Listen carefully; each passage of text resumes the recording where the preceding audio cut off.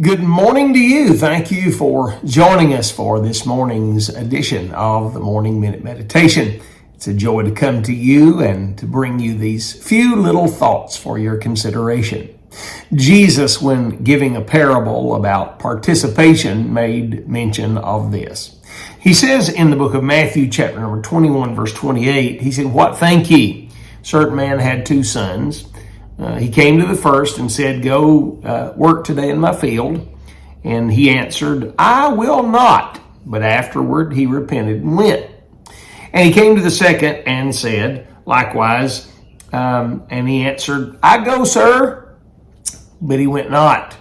He said, which of these twain did the will of the Father? And they said, well, the first one did. The first one who went into the field and did the work.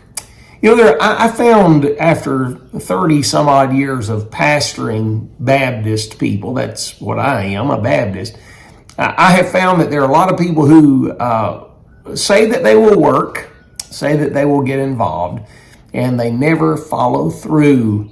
There's a lot of spectators in the church and very few participators. It has been said by some that 10% in the church do 90% of the work while 90% sit by and let them do it. The fact is, this has been an ongoing problem since the first century of the church. I mean, really early on.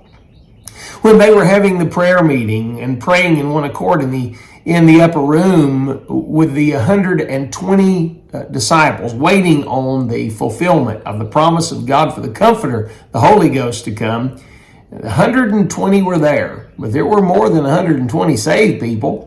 The Apostle Paul said in 1 Corinthians 15 that after the resurrection of Jesus, he was seen of above 500 brethren at one time. Here we find that just a handful, just a smidgen of the folks that were saved, about 1/5 of them were participating with the Lord. At your church, are you a spectator or are you a participator? What is it that you do? Now, listen to this. I figured you'd get a kick out of it. Here, I'll read it for you. This is a story about 4 people named everybody, somebody, anybody, and nobody. There was an important job to do, and everybody was asked to do it. Everybody was sure somebody would do it. Anybody could have done it, but nobody did it.